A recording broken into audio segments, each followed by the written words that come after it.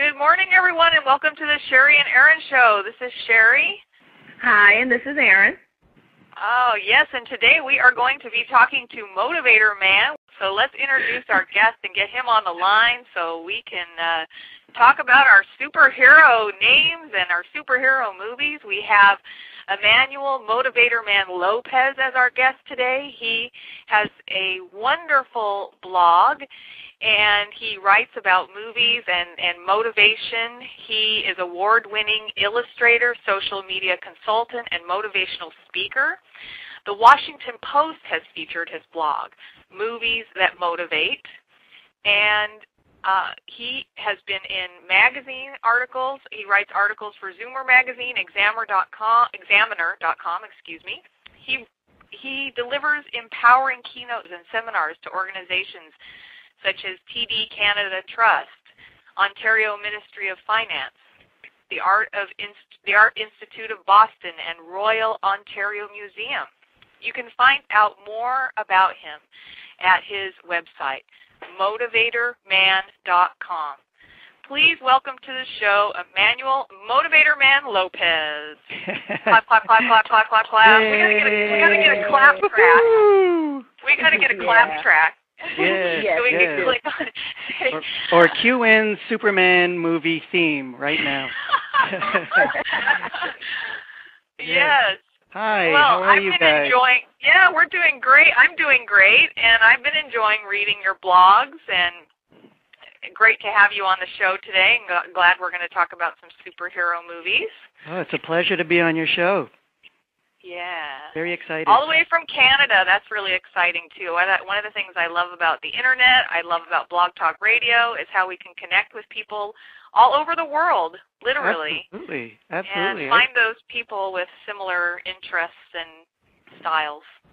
Yeah, that's what I love about social media. It just connects people all over the world, and I'm just curious, where are you two speaking from? I'm in California. You're in California. I'm in California. And I am in Las Vegas, Nevada. Oh, that's so cool, and I'm here in Toronto, Canada. So that's just amazing. Nice. It is. How is it in Toronto, Canada today? What's the weather like? It's hot. It is hot. Yep. Really? It's so hot that I can reveal on radio that I'm in my boxer briefs right now, and that's how hot it is. And I'm in California and I'm wearing a jacket. What's up with that? I know. What's up? Exactly.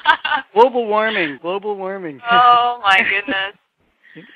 Well, we were really inspired by one of the main things that I really liked when I started to do research on you and what it is that you do was this idea that you have about using movies, using the medium of movies, and getting messages from movies and to motivate and to inspire. So SHERI read a brief description about you and what you do, but I was wondering if you could tell our audience just a little bit about your progression, how you arrived at this idea of Motivatorman, and how you arrived at the movies that you pick and so forth, this superhero theme. Can you kind of shed a little light on how you arrived at this persona? Sure, absolutely. First of all, I grew up loving comic books. I loved X-Men. They were my favorite, and I loved movies. I grew up in a family that was very creative, and so movies brought us together. And it became more meaningful to me about 10 years ago, year 2000, when all of a sudden I slipped into a depression. My work stopped coming in.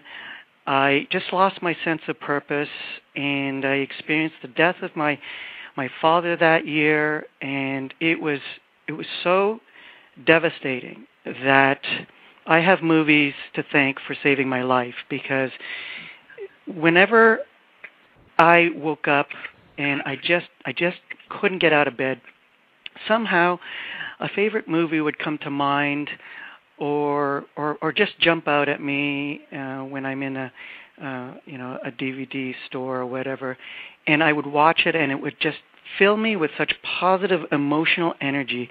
They give me the strength to move forward, to visualize a better future for myself and just fill me with hope. And so it movies affected me on a much deeper level in that year. And movies like Groundhog Day, which is my favorite movie. It's one of those movies where I remember seeing it when it first came out, and I enjoyed it as a comedy. And yet I wouldn't know until that year 2000 that there was, a scene that I identified with where Bill Murray, was caught in his Groundhog Day loop of waking up the same day over and over again. And it was a scene where he just couldn't get out of bed. And that spoke to me so deeply. It just said, that's me.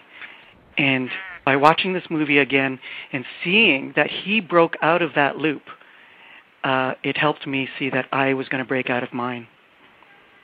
Wow. Wow, that's great. So, yeah.